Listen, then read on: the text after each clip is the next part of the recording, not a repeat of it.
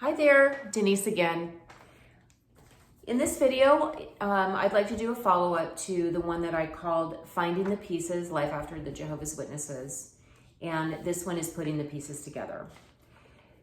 So my purpose in this video here is to provide the list of resources that I have found have supported me through my path in unwinding the impacts that trauma have had from domestic violence growing up and also with the spiritual abuse. This list could be endless. If there's things here that don't work for you and there's other things that do, that's great. I just remember when I was really wanting answers and wanted to change because I felt so horrible all the time. I didn't know where to start. So I'm just going to put my list out there, and if it helps anybody, that's awesome. And if you have anything else that works for you that I haven't mentioned, please share it. I would love to know what that is. Where I really started was mindfulness. I had to learn where I was at any given time. Gratitude is something else. That was very difficult because there was just nothing that I felt like I could be grateful for. Meditation is the practice of being able to sit with your discomfort. And that can be a very scary thing. Meditation and mindfulness are so simple, but they're so hard. But the impact of these practices is something that everybody can grow from. And I wish that I had understood and known these practices so that I could have taught them to my children when they were younger. But you can only start where you are. So this is where I'm starting. There are apps like Calm for the meditation. There's also some free meditation apps out there as well. And it's just, with mindfulness, it's learning about being curious without judgment. So be curious. What I first started out with, because I had complex trauma, was learning about DBT, which is dialectical behavioral therapy, better known as DBT. These are skills that were very helpful for me to learn about how to have a plan when I started to have a crisis, where I started to have a meltdown for whatever reason. I had a list of things that when I started to feel like I was very depressed and it's amazing with trauma how you turn on yourself. So, depression is one of those things. I would feel like I was drowning in sludge, or I had a boulder on me, or just, these things that were just overpowering me and I couldn't feel relief of. The DBT skills and having a list of something that you can turn to when you start to notice, and that's from your mindfulness and meditation, when you start to notice that the cycle is coming, or if you're in the middle of it, that's where the DBT skills are crucial and very helpful. I eventually was able to move into participating in EMDR, which is eye movement desensitization and reprocessing. And that's a therapeutic modality that a trained specialist would work with you on. I still participate in that, and especially when I'm having something that I'm really having a struggle in getting through, or I get overwhelmed, that's something that I will work with on a specific target. So I will just leave that at that. One book that helped me make sense of the Jehovah's Witnesses, it's an old publication. It's Crisis of Consciousness by Raymond Franz. And this was probably published maybe in the 80s or 90s. I have it on my bookshelf. And Raymond had his own style of writing, but it explains a lot and it makes sense about kind of how the organization is run. He was in the governing body, So he has a perspective that not many of us, would have in terms of where these decisions are made. But we were the trickle down effect in living with all those decisions. So that was a very interesting read. The Body Keeps Score is something to help explain trauma and how our body responds, and especially with disassociation. The other one is Waking the Tiger, and When the Body Says No.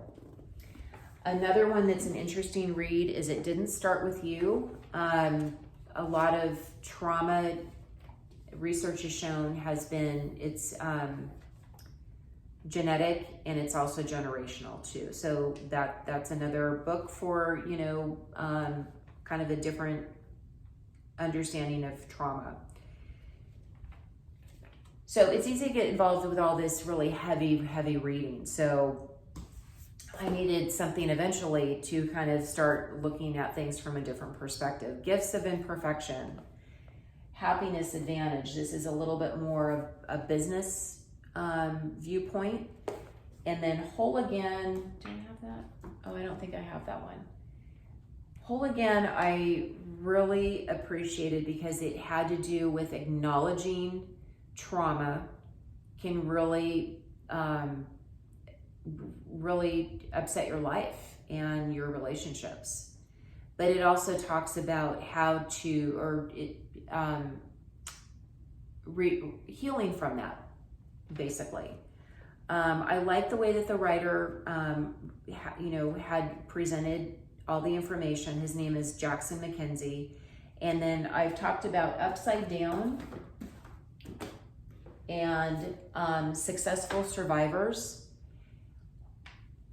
In the last couple of months, I've really wanted to know, people have been through all kinds of traumatic experiences, and especially if you look at the refugees or if you look at wars, people that have fought in wars, or maybe a car crash where, people they had something physically happen that completely changed their life.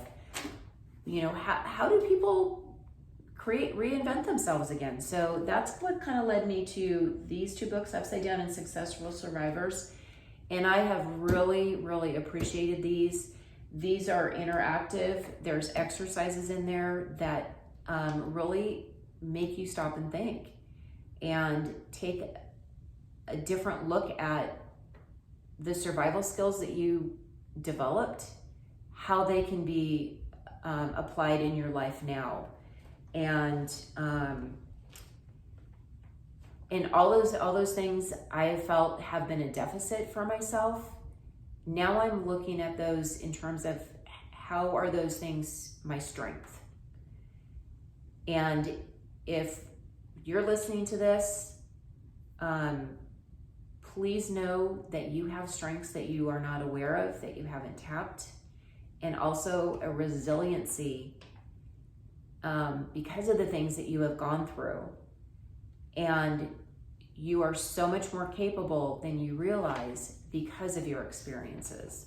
And just having that mindset is something that has been very eye-opening to me. And I'm really looking at things in a different perspective. And I'm not in that dungeon anymore. And I'm not in the hole in the earth anymore. And I'm not wearing that heavy coat that I felt like I was for a long time. So some ex-Jehovah's Witnesses references that I can also refer is Vivian Vos-Mediano. I hope I said that right, Vivian. And then these are Facebook pages, Empowered XJW with Rodney Allgood. So you can, search for either one. And then XJW Critical Thinkers on Facebook. And they're the ones that list the rules that we follow, even though we're not conscious of it. And then the fifth is a video that I came across. And he also does a self-interview. And he was the first one that I had come across, and I listened, and I felt like, he got what it was like to be in the Jehovah's Witnesses, even though I don't think he had a lot of the abuse. but he left, and his whole family is, you know, still in the Jehovah's Witnesses. So he actually does some music videos that are really creative, and they're about the Jehovah's Witnesses. So I really, really appreciated that. And he wasn't about bashing any particular group. I think it's important to be honest about your experiences. And, you know, my goal for myself is to do something with it and learn from it. And then another self-interview that I really appreciated was Chris Stuckman. And he has a YouTube video, and that was one of the first ones that I came across. So I really appreciated that. And him and the fifth were, you know, really inspirations to the videos that I'm making. So again, I hope this is helpful. If you guys have any comments or suggestions or questions, please let me know. And also, if there's something that has worked for you, I would love to hear that. I think it's one thing for us to talk about what we've been through. We have a village now that we know about, and we have walked in those shoes. So what can we do about it? That's my next question. So thank you again for stopping by, and I look forward to hearing from you soon. Have a great day.